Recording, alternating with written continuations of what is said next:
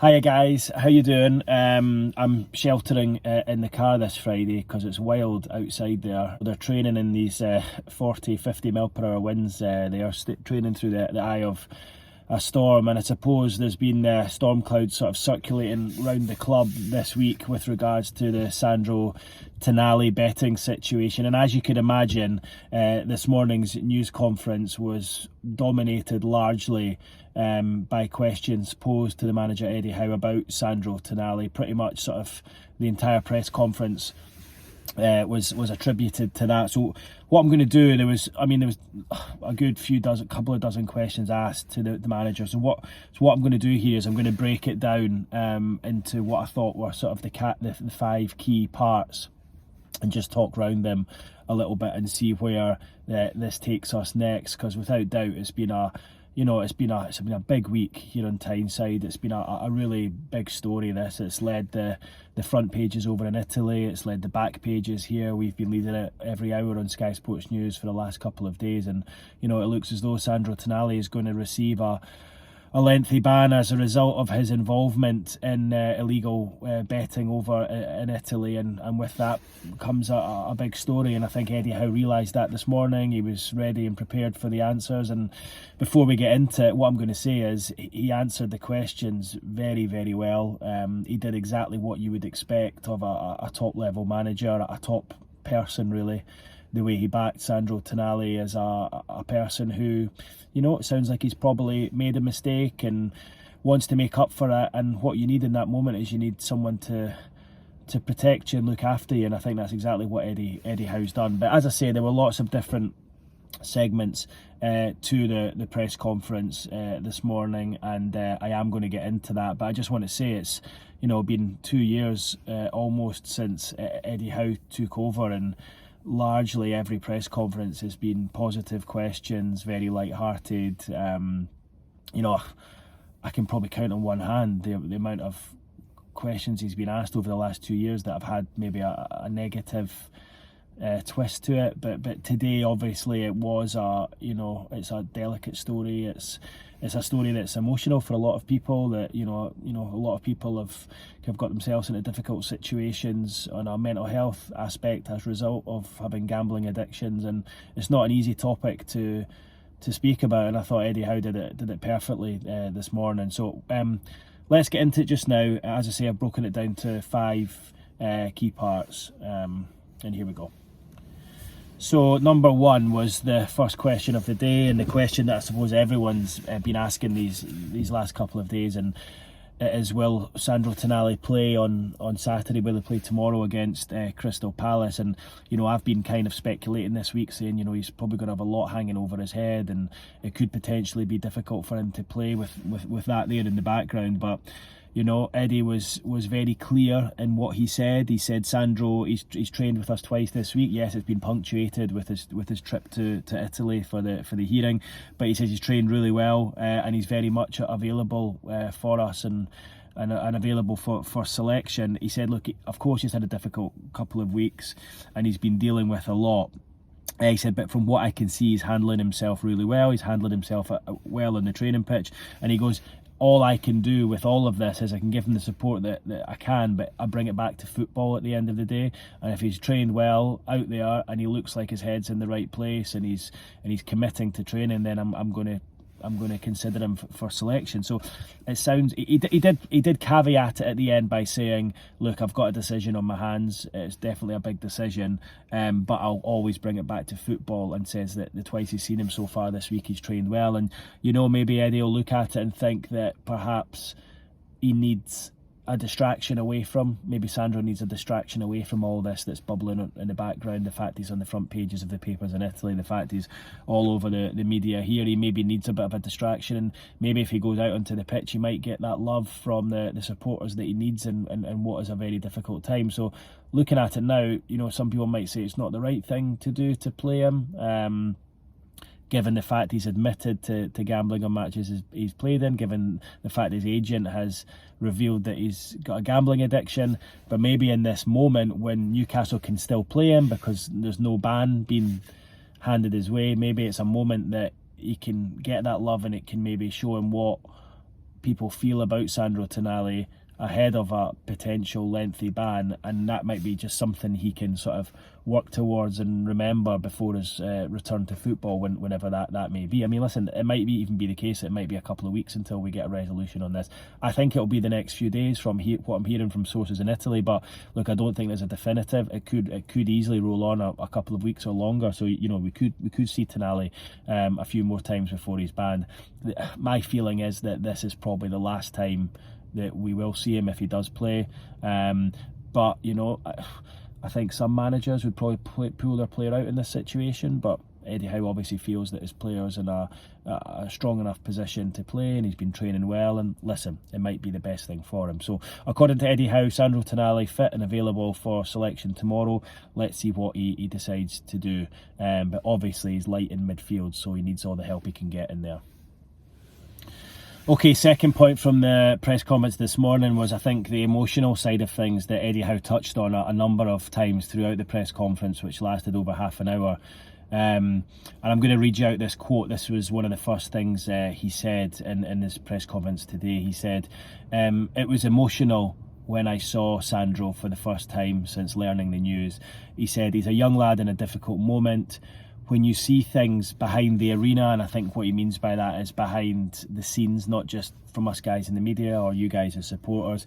He says when you see things behind the arena, you see things differently. He says, I see the person, I see the human being, I see the pain and the distress. That's why my thoughts are always foremost with the player. He said in terms of Sandro, he said, look, it's been an emotional couple of weeks for him. He said Sandro's thoughts are with the team, they're with Newcastle United, and he said Sandro is absolutely devastated. He said our thoughts are with him, and hopefully we can work with him and make things work, but we are with him and we want to help him recover from this and get better. And then he said, we feel as a football club what we want to do is we want to throw our arms around Sandro, we want to protect him, we want to give him our love and support that he needs to find the solutions to the problems he's had. So clearly when he met him a week or so ago after being sent back from international duty in Italy, it was an emotional moment between the two. They've had many a conversation since then by the sounds of what Eddie said, and it sounds like a few tears have been shed. It sounds as though Sandro is aware that he's in a very difficult predicament and he's got himself into a situation that he's aware that there's going to be ramifications from that. So clearly a lot of emotion from Sandro Tonali, and I think Eddie Howe as manager has realised that it's a time to get behind him and support him, and those key words there where he said what we want to do as a club is we want to throw our arms around him and support him, I think says everything about Eddie Howe and his man management style. Okay, point number 3 was what did Newcastle know and when did they find out about this situation, and did it come as a surprise to them? My information, what I've been saying this week, is that it did come as a shock and a surprise to the club, and Eddie Howe backed that up this morning by saying that he knew nothing about it until he got a phone call from Dan Ashworth during the international break, and he said it was a surprise to both of us, complete surprise to everybody at the club. Nobody had any idea, and it's something that he's not used to as a manager. It's a situation that he's never really found himself involved in. So I think Eddie Howe's probably learned quite a lot about himself this last week or so, as he's had to deal with a player who's in the middle of an illegal betting investigation. So something new for the manager to deal with, and as he said until he got that phone call from the sporting director Dan Ashworth a week or so ago, he had no idea. So listen, you have to say that. Why would Newcastle as a club, if they had any idea that Sandro Tonali had this hanging over him, why would they have splashed out in excess of £50 million in the summer on the player? Of course they didn't know. So for them, they've been trying to sort of catch up with the story, find out what's being said over in Italy and where we're at with it as well. So I think a real learning curve for the football club as well. I asked him if he was concerned that Milan knew beforehand. He said, look, I can't comment on that, I've got no idea. He said my thought process is only on Sandro and trying to help him as the manager. He goes, I have to leave others to that. And he was also asked if he was concerned or if he knew this was in his background as a character, and the club didn't know. And he said, look, that's a very difficult one for me to answer. So look, I think with Eddie Howe, he deals with what's in front of him and how people are to him and how they treat him, and I think he's got a really good working relationship with Sandro Tonali, and that is why he gives him the full respect and backing back. So it felt like Eddie didn't want to waste any time, any negative energy thinking about what Milan might have known or might not have known, what Sandro knew and didn't disclose. I just feel that he deals in the moment, and he knows he's got an emotional, upset player right now who's going through a hard time, and he wants to support him. So, listen, I mean, as far as Eddie Howe's concerned, it's just mature, isn't it? It's just maturity as a manager to deal with what he can deal with, and I think what he'll do is he'll leave the others, the sporting director, chief executive, powers that be at the club, to deal with the other side of things, and to try and ask the questions that I suppose need to be asked of AC Milan. Because, you know, looking at it now, when I was over in Milan in the summer, spoke to a couple of weeks ago when Newcastle played there.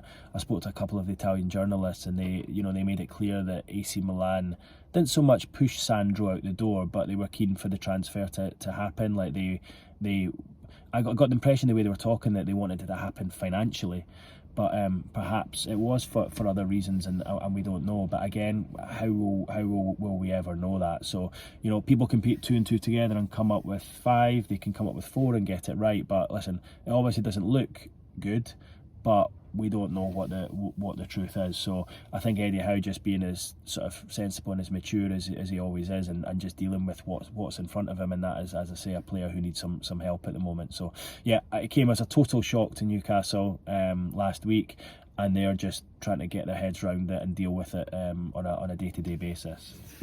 Okay, fourth one's pretty short and sweet, really.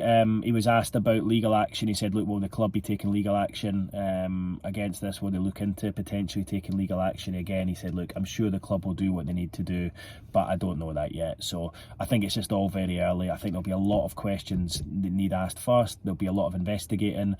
There'll be some due diligence, maybe some due diligence that wasn't done at the time when he was signed, to try and find out why we've got to this situation. But it feels very, very early, and just from what he was saying, I don't think Eddie actually even knows that yet. That's probably questions for other people further up the hierarchy at the club.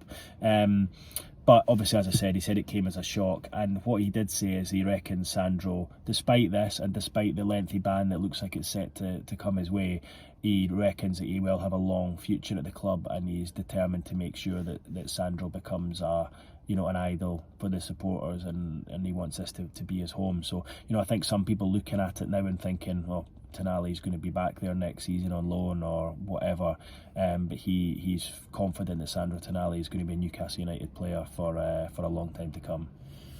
And just finally, the fifth point, I mean, it's something I've kind of touched on already, but I just felt that Eddie Howe just came into his own today, and he just showed everything about the person that he is, because he was asked outright if he felt let down by Sandro, and what is his role as a manager in all of this. And he said, no, honestly, I don't feel let down. He said, I just don't allow myself to deal with these emotions. I deal with the problem, and I try to find a solution, and that's obviously what he's doing already.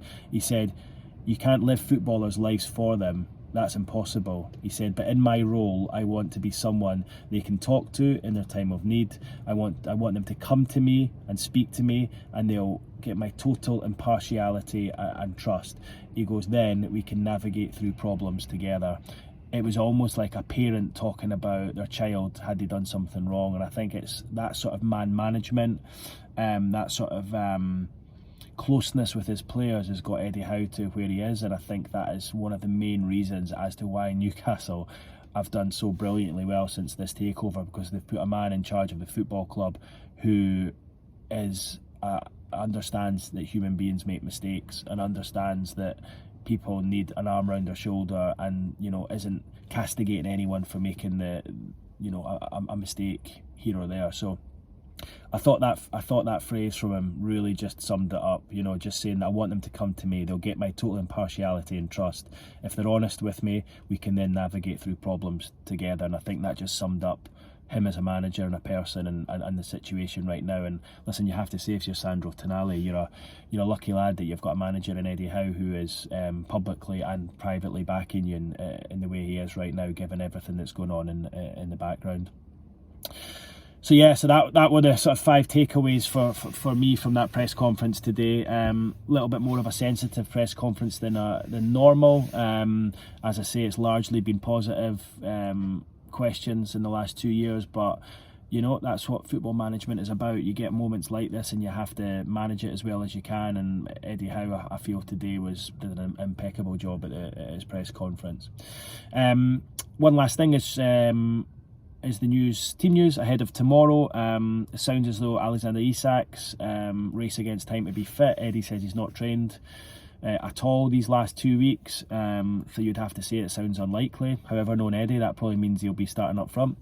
But listen, this game would probably feel like a Callum Wilson game to start. I would suggest anyway at home, and then perhaps keep Isak for Wednesday night. Sven Botman, he says he's coming along well, so that would suggest to me he's likely to be back involved. If he doesn't, I feel Lascelles and Scher have been doing a good job, so you could even, again, just ensure that Botman's ready for midweek against Dortmund. Joe Linton's back, which is good, so if Tonali doesn't play, I think you go with a midfield 3 of Bruno, Joe Linton and Longstaff. So, you know, last season's midfield, we all know what they can do. Remember, Anthony Gordon's back from suspension, so that'll be a boost for him. Also, in his news conference today, Eddie Howe revealed that Anthony had a child during the international break and had become a dad for the first time. I actually did a sit-down interview with Anthony tomorrow, which will be on Sky Sports News Soccer Saturday tomorrow, so sometime between 12 and 2. Really good interview, really honest interview from Anthony Gordon. Really, he's a great lad to interview. Actually came across really well, really frank. So looking forward to seeing that. I'll maybe try and give you a little bit of information around that on here on the YouTube channel. Finally, Joe Willock, who is, you know, on his way back but not ready yet. Willock and Lewis Miley both still missing. Lewis Miley's got glandular fever. Willock been missing since the start of the season and just nursing his way back from that Achilles injury that he picked up just a few weeks ago off the back of his, I think it was a knee injury he had initially, wasn't it? So yeah, a few injury problems there, but I feel the squad is coping at the moment. If Isak doesn't make it, I think Callum Wilson, perfect game for him to come in. And again, if Botman doesn't make it, Jamal Lascelles has done very well in recent weeks too. But listen, good boost to have Joe Linton back. Will Sandro Tonali start tomorrow? I'm not so sure. I know Eddie said he's available, but I don't know. I feel there's a lot going on there, and I think it might be difficult for him to start the game. Maybe a seat on the bench, and if things are going well, coming on for the last 20-30 minutes, that might be a kind of halfway house between the two. So we will see. But yeah, difficult day at the training ground today. Absolutely horrible weather outside. I'm really hoping it improves overnight into tomorrow. It doesn't look like it's going to. I've got my parents down from Scotland visiting, so my dad's accompanying me to the game tomorrow. So he's brought the weather down from Scotland. Don't think it's going to be a very enjoyable weekend for them, but hopefully the football cheers things up. So anyway, that's all from me, guys. Please do subscribe to the channel. Hope you're liking what you're seeing. Comment below because I read all the comments, and I will see you guys on the next one. Cheers for now.